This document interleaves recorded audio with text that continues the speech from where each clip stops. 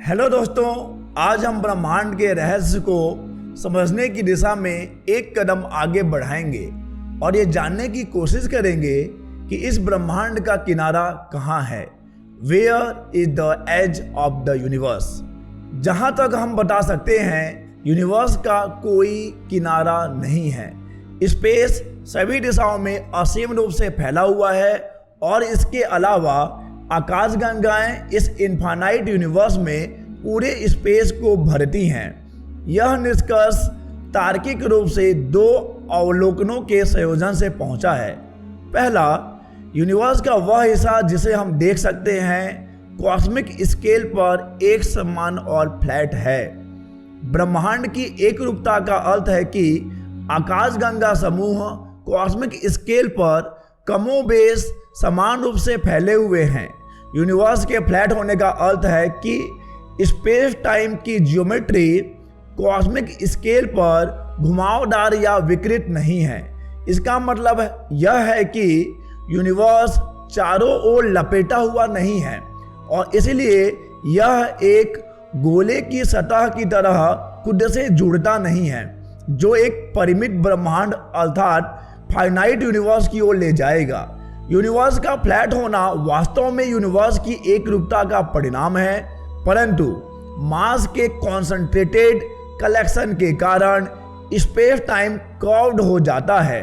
Moons, planets, stars and galaxies are examples of concentrated collections of mass, और इसलिए वे वास्तव में अपने आसपास के एरिया में स्पेस टाइम को विकृत अर्थात वार्प करते हैं। हालांकि कॉस्मिक स्केल की तुलना में ये वस्तुएं इतनी छोटी हैं कि वे जो स्पेस टाइम वार्प पैदा करते हैं वह कॉस्मिक स्केल पर नेग्लिजिबल अर्थात नगण्य होता है।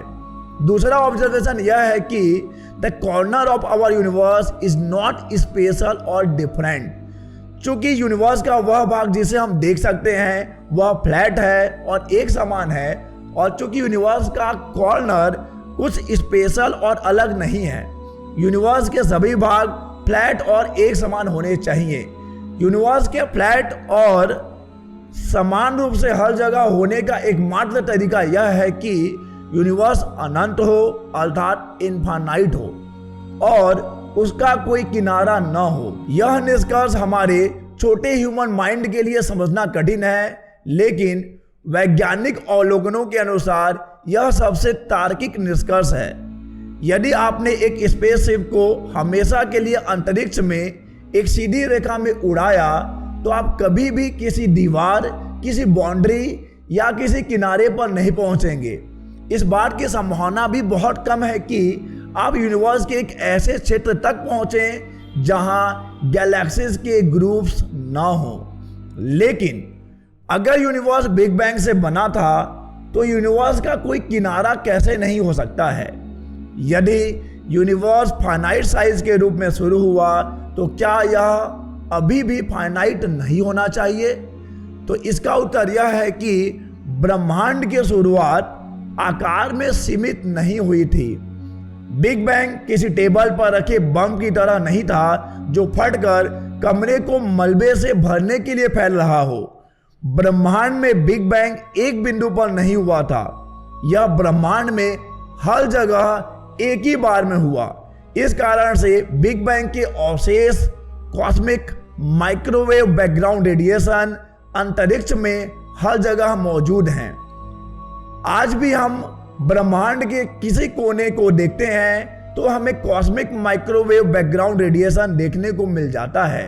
ब्रह्मांड का विस्फोटक विस्तार किसी भौतिक वस्तु के स्पेस में विस्तार का मामला नहीं था, बल्कि यह स्पेस के ही विस्तार का मामला था।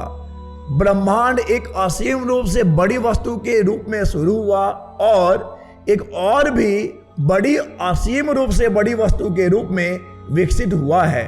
जबकि मनुष्य के लिए अनंत को समझना कठिन है, यह पूरी तरह से मान्य गणितीय और वैज्ञानिक अवधारणा है। ध्यान दें कि मनुष्य पूरे ब्रह्मांड का केवल एक हिस्सा ही देख सकता है। हम इस हिस्से को ऑब्जर्वेबल यूनिवर्स कहते हैं। चूंकि प्रकाश एक सीमित गति से यात्रा करता है, इसीलिए प्रकाश को एक निश्चित दूरी तय करने में एक निश्चित समय लगता है। ब्रह्मांड में कई बिंदु इतनी दूरी पर हैं कि इन बिंदुओं से प्रकाश को ब्रह्मांड की शुरुआत के बाद से पृथ्वी तक पहुंचने के लिए पर्याप्त समय ही नहीं मिला है। और चूंकि प्रकाश सबसे तेज संभव गति से यात्रा करता है, इसका मतलब यह है कि किसी भी प्रकार की सूचना या सिग्नल को इतनी दूर के बिंदुओं से पृथ्वी तक पहुंचने का समय नहीं मिला है। ऐसे स्थान वर्तमान में हमारे ऑब्जर्वेशन के क्षेत्र से बाहर हैं, अर्थात ऑब्जर्वेबल यूनिवर्स के बाहर हैं। अब चूंकि हमारा ऑब्जर्वेबल यूनिवर्स अनंत नहीं है, इसका एक किनारा है, लेकिन यह कहना ठीक नहीं है कि ऑब्जर्वेबल यूनिवर्स के किनारे पर ऊर्जा की कोई दीवार या एक विशाल खाई है। किनारा केवल उन स्थानों के बीच एक विभाजन रेखा को प्रदर्शित करता है जिन्हें पृथ्वीवासी वर्तमान में देख सकते हैं, और ऐसे स्थान जिन्हें हम वर्तमान में नहीं देख सकते हैं। जबकि ऑब्जर्वेबल यूनिवर्स का किनारा है, फिर भी समग्र रूप से ब्रह्मांड अनंत है और इसका कोई किनारा नहीं है। जैसे जैसे समय बीतता जाएगा, अंतरिक्ष के अधिक से अधिक बिंदुओं से उनके प्रकाश को हम तक पहुंचने का समय मिलेगा। इसलिए ऑब्जर्वेबल यूनिवर्स का साइज लगातार बढ़ रहा है। इसलिए आप सोच सकते हैं कि अनंत काल के बाद संपूर्ण ब्रह्मांड मनुष्यों के लिए ऑब्जर्वेबल होगा। हालांकि यहाँ एक जटिलता है जो इसे रोकती है। यूनिवर्स का अभी भी विस्तार हो रहा है। हालांकि ब्रह्मांड का वर्तमान विस्तार बिग बैंग के दौरान हुए विस्तार जितनी तेजी से नहीं हो रहा है। ब्रह्मांड के विस्तार के परिणाम स्वरूप सभी आकाशगंगा समूह लगातार एक दूसरे से दूर होते जा रहे हैं। कई आकाशगंगाएं पृथ्वी से इतनी दूर हैं कि ब्रह्मांड के विस्तार के कारण वे प्रकाश से भी तेज गति से पृथ्वी से दूर होती जा रही हैं। जबकि स्पेशल रिलेटिविटी दो स्थानीय वस्तुओं को एक दूसरे के सापेक्ष प्रकाश की गति से तेज गति से यात्रा करने से रोकती है। यह दो दूर की वस्तुओं को ब्रह्मांड के विस्तार के परिणाम स्वरूप प्रकाश की गति से भी तेज गति से यात्रा करने से नहीं रोकती है। चूंकि ये दूर की आकाशगंगाएं प्रकाश की गति से भी तेज गति से पृथ्वी से दूर जा रही हैं, इन आकाशगंगाओं से प्रकाश कभी भी हम तक नहीं पहुंचेगा, चाहे हम जितनी भी प्रतीक्षा कर लें।